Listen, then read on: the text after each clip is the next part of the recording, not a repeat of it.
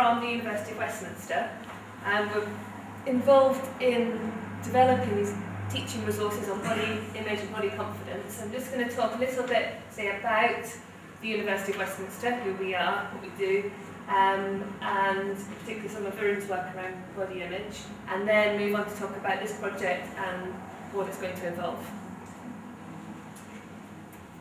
So, the University of Westminster, it's a very large, well, relatively large university, more than 20,000 students. The students come from over 150 countries, so it's very large and very diverse. It's over 4 sites within central London, and we're based at the Regent Street site, which you can see there. There are also sites in Harrow, in New Cavendish and at Marylebone, so there are different schools, we call them, over these 4 different sites.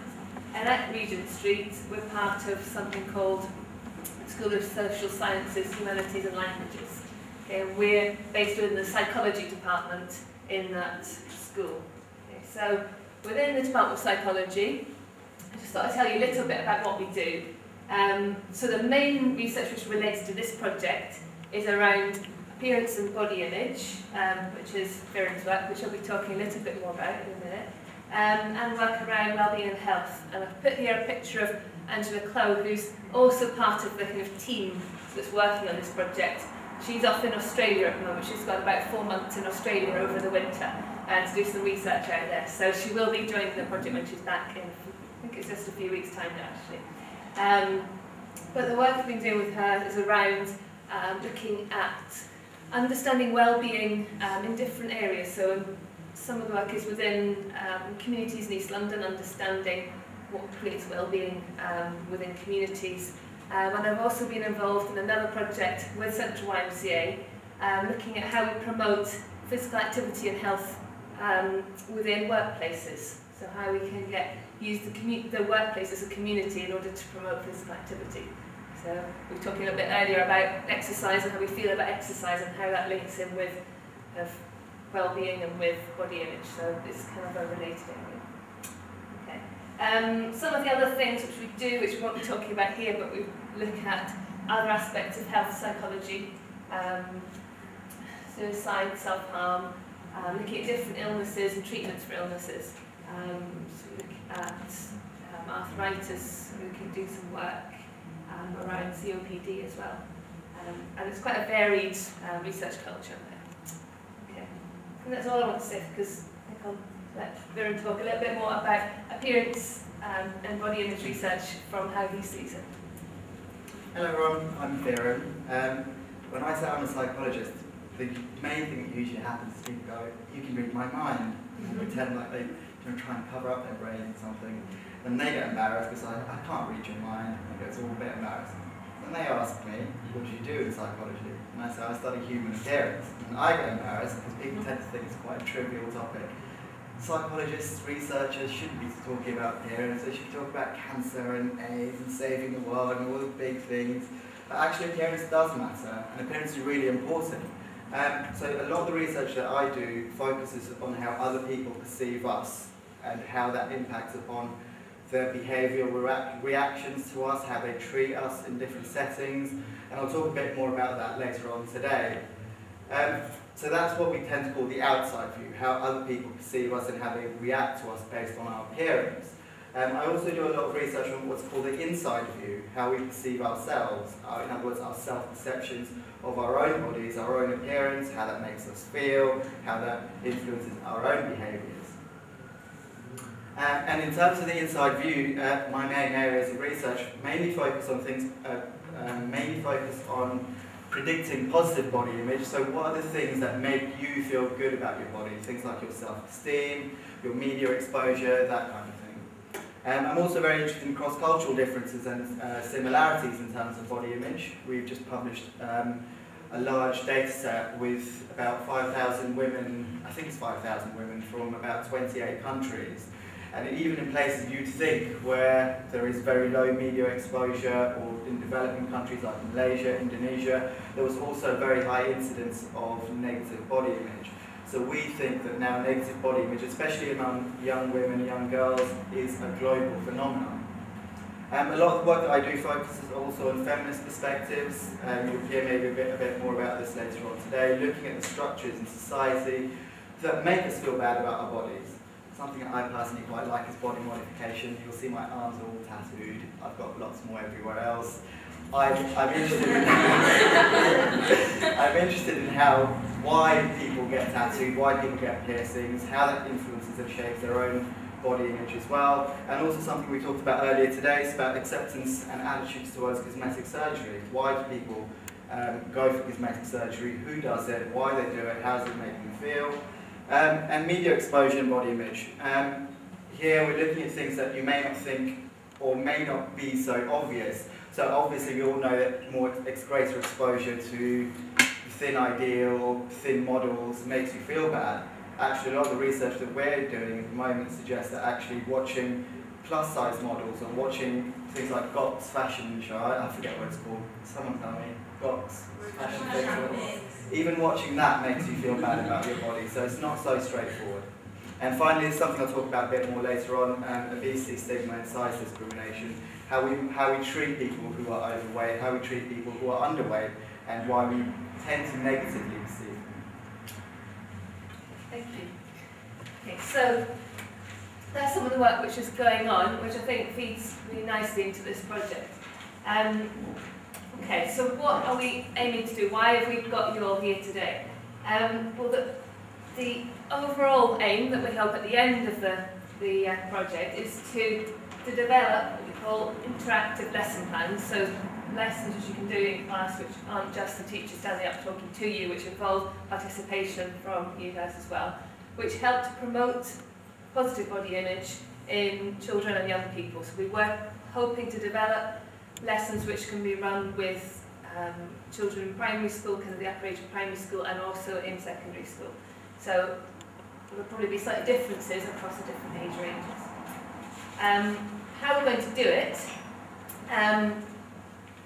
we're going to hopefully combine the thoughts and feelings and ideas of those who participate in the project. So as kind of Rosie was saying in her talk earlier, what we're interested in is how you feel about body image, and also Nigel brought it up. You might not think that there is a problem, so we're really interested in finding out what it is that you think is important, and is what it is there other things that you would like help with, other things that you think is important to discuss. And the way we'll be doing that is through qualitative research. So the idea is that we bring you guys together, well, you guys or other people in other schools as well, together to talk about body image, to talk about how you feel about body image, how you feel about your bodies, what you understand about negative body image.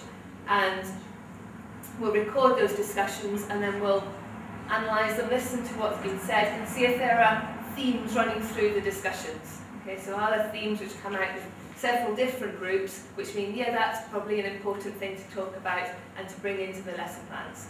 Okay, so it's, the idea is looking in depth at a small number of people's ideas and perceptions, and from that to try and pull out common ideas across different groups, and we'll use that to inform our thinking in the project.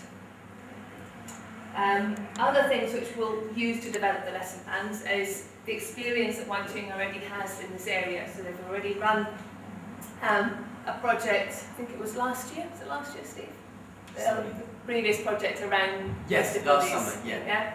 So they ran a project last summer around promoting positive body image with school children, and that was very successful, and we've got some ideas and learning from that, so that will be feeding in to the lesson plans that we develop in this project as well as your ideas.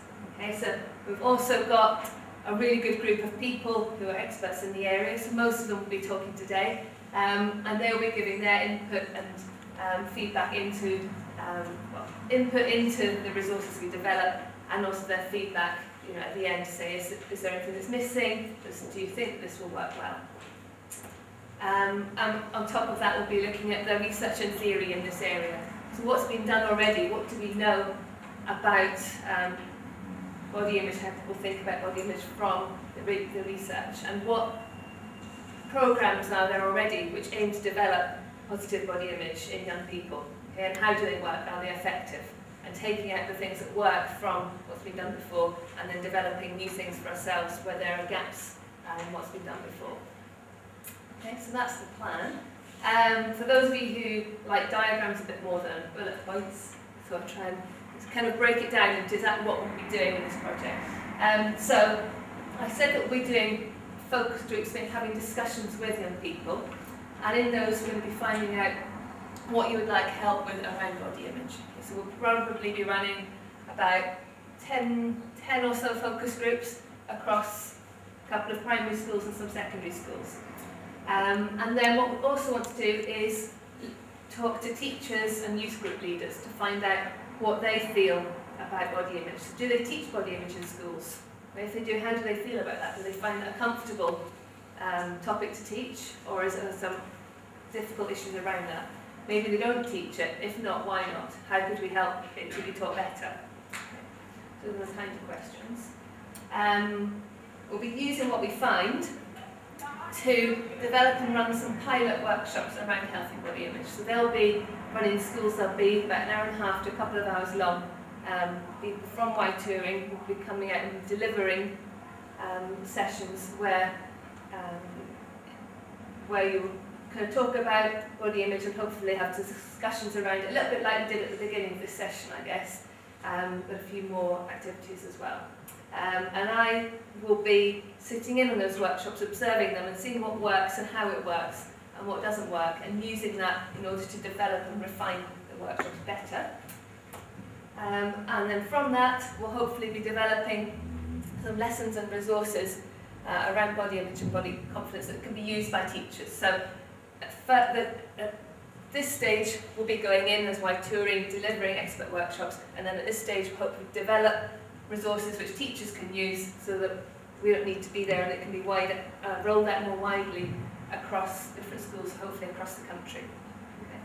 And a couple of other things, so mentioned before about research and about the advisory board. So kind of this stage and this stage really, we'll be getting input from the research and input from the advisory board to make sure what we do is really good and we haven't missed anything out. Okay.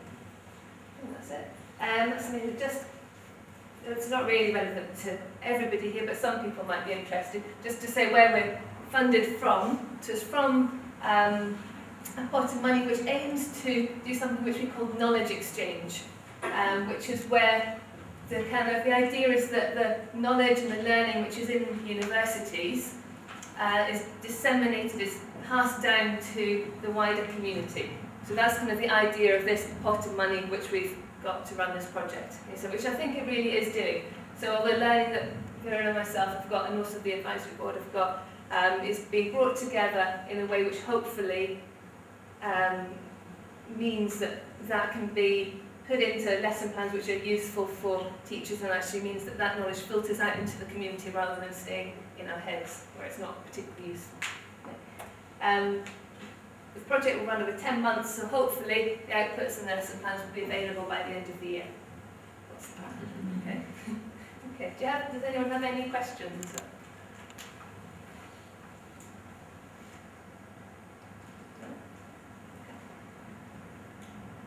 Okay. Thank you very much for listening.